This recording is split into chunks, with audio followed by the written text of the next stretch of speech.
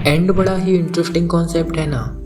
दुनिया भर के religious groups, ethnic groups, tribes etcetera हर जगह कोई ना कोई बिलीव तो होता ही है एंड के बारे में। ह्यूमंस की नेचुरल टेंडेंसी होती है भविष्य जानने की, इन पर्टिकुलर अपने अंत के बारे में जानने की।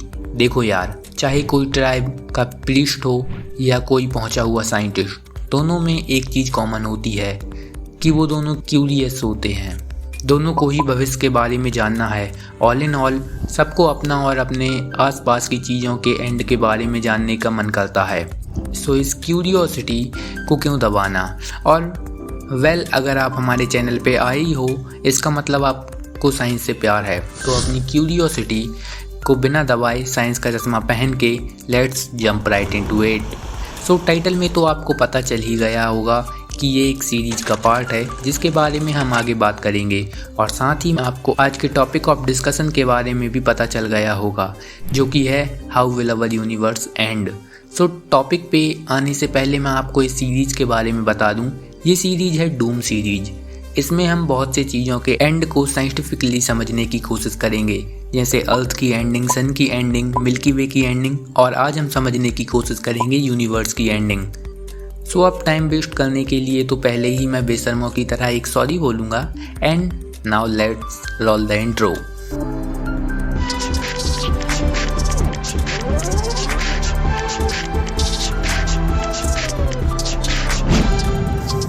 सो अब आते हैं टॉपिक पे, how will our universe and.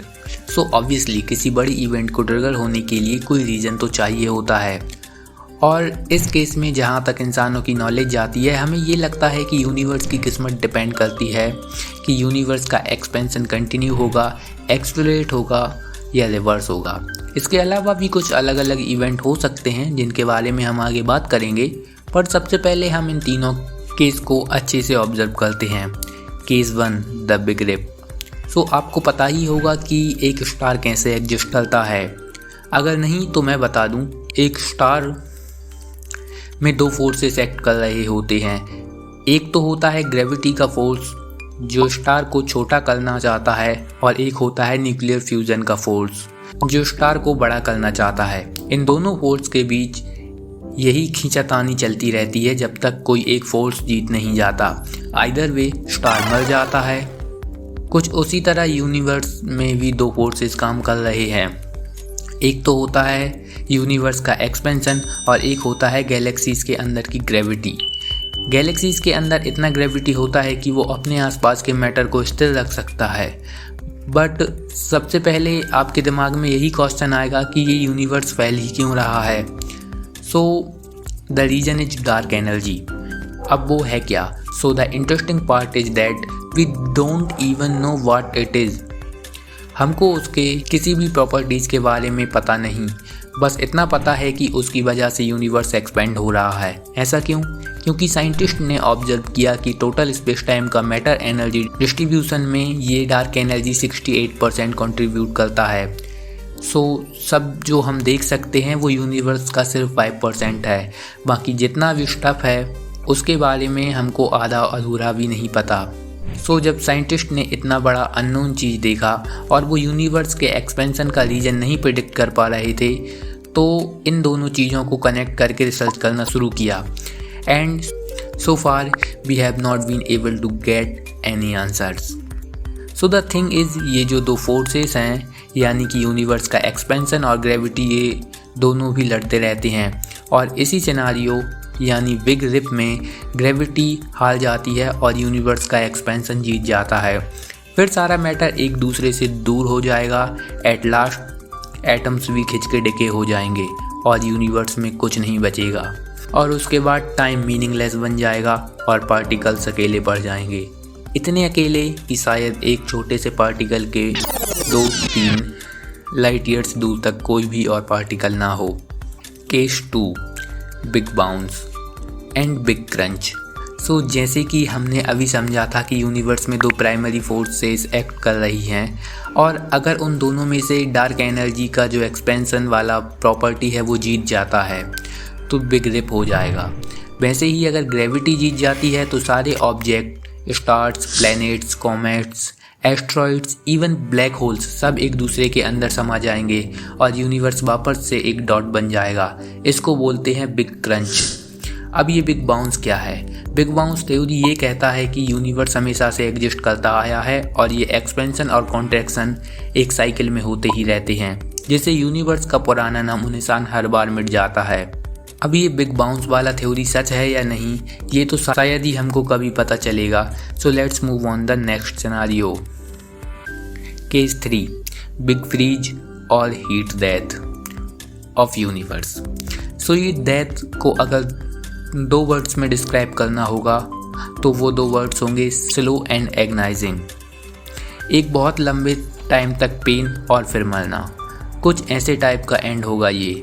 और as far as human knowledge goes यही होने का सबसे ज़्यादा चांसेस है।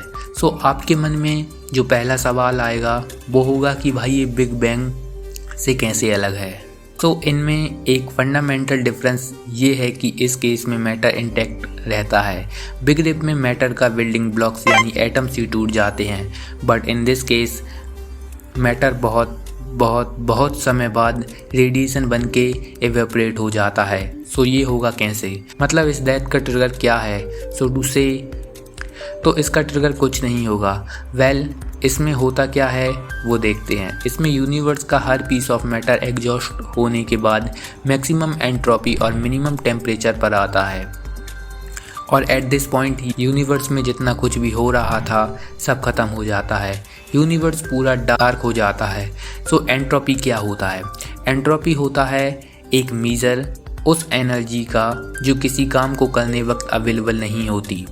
मतलब जैसे आपके बॉडी का सेल पूरी तरीके से खाने को यूटिलाइज नहीं कर सकता क्योंकि उसमें से कुछ अमाउंट ऑफ एनर्जी अवेलेबल ही नहीं होता, या फिर आप इसको इंजन की इनएफिशिएंसी जैसे भी सोच सकते हो। वेल अब ये आपकी इमेजिनेशन पर है। सो जब सब चीज़ ख़त्म हो जाएगा तो गर्मी नाम की चीज़ तो बचेगी नहीं और उसी वजह से यूनिवर्स का टेम्परेचर एब्सोल्यूट 0 तक पहुंच जाएगा। उससे ज़्यादा कोई भी चीज़ कोल्ड हो वो फिजिकली पॉसिबल नहीं है। सो ठंडा होने के साथ एक और चीज़ होगा जो कि है मैक्सिमम एंट्रोपी, यानी कि यूनिवर्स में जितना भी एनर्जी है वो यूजलेस या अनअवेलेबल हो जाएगा। और ये टाइप ऑफ डेथ क्यों सबसे लाइकली है होने को? क्योंकि यूनिवर्स में एंट्रोपी हमेशा बढ़ता रहता है। और वो क्यों? क्योंकि there is no perfect transfer of energy. But यहाँ पे एक इंटरेस्टिंग चीज़ हो सकता है कि यूनिवर्स किसी एक एरिया में वापस से एंट्रोपी डिक्रीज़ हो जाए और एक नया बिग बैंग हो जाए।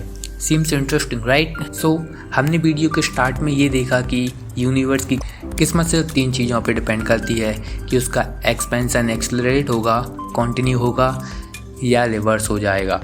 बट अदर देन दैट एक और सिनेरियो भी हो सकता है जो कि वेल बहुत हद तक नहीं होगा जैसा लगता है, but who knows what gonna happen. So समझते हैं हम वैक्यूम डिके को।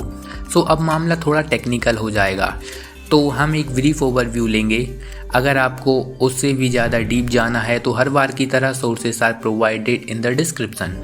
सो यहाँ पे एक ट्रू वैक्यूम का बबल फॉर्म हो सकता है और उसकी वजह से हिग्स बोसॉन के फील्ड में इनस्टेबिलिटी आ जाती है। हिग्स बोसॉन क्या है, फील्ड्स क्या है, ट्रू वैक्यूम क्या है, इस सब पे हम और कभी बात करेंगे। बस आप इतना समझ लीजिए कि हिग्स बोसॉन एक बहुत इम्पॉर्टेंट चीज़ है और ट्रू वैक्यूम के इस बबल से उस इम्पॉर्टेंट चीज़ में इंस्टेबिलिटी आ जाती है।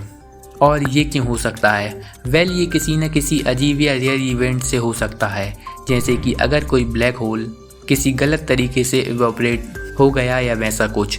और ये चीज़ इतनी ख़तरनाक है कि अगर ये फॉर्म हुई तो ये लाइट की स्पीड से चीज़ों को अपने अंदर समा लेगी और अब तक समाते रहेगी, तब तक पूरा यूनिवर्स साफ नहीं हो जाता। ये किसी दूर जगह में ऑलरेडी शुरू हो सकता है और हमें पता भी नहीं चलेगा। But well this is extremely unlikely to happen. तो वीडियो का रैप अप करने से पहले कुछ और चीज़ों के बारे में जान लेते हैं। सबसे पहले कि ये वीडियो या कोई भी और वीडियो यूनिवर्स के एंड को एक्यूरेटली नहीं प्रेडिक्ट कर सकता। क्यों? क्योंकि यूनिवर्स के बारे में हम ज़्यादा जानते नहीं। जितना हम जानते हैं वो इस 93 बिलियन लाइट ईयर्स जितना बड़ा यूनिवर्स का 5 to 6% भी होगा या नहीं, पता नहीं। और ऐसा नहीं कि एंड होगा तो ज़रूरी है हम मरेंगे। Maybe other universes exist, maybe humans will be able to control the universe on their own will in the future. Possibilities are infinite. और अब तक तो हमें dark matter, dark energy etcetera का लोचा अच्छे से समझ भी नहीं आया। मे बी वो समझने के बाद पूरा परसेप्शन ही बदल जाए। तो only the thing that separates a human and the animal is curiosity and the courage to face what lies beyond. And to gain that courage, you need hope. Do not lose hope. Never stop being curious. And इसके साथ आज का video यहीं ख़त्म होता है। Scientific land signing off. रुको, कहाँ जा रहे हो? हमने तो अपना नॉलेज देने के पार्ट कर दिया। अब आप भी ज़रा अपना ग्रेटिट्यूड दिखा के नीचे उस लाल वाले सब्सक्राइब बटन पे क्लिक करके बेल आइकन को ऑल पर सेट कर दीजिए। अगर आपको ऐसे ही वीडियो और जानने हैं तो लाइक और शेयर भी कर दीजिए। Have a nice day.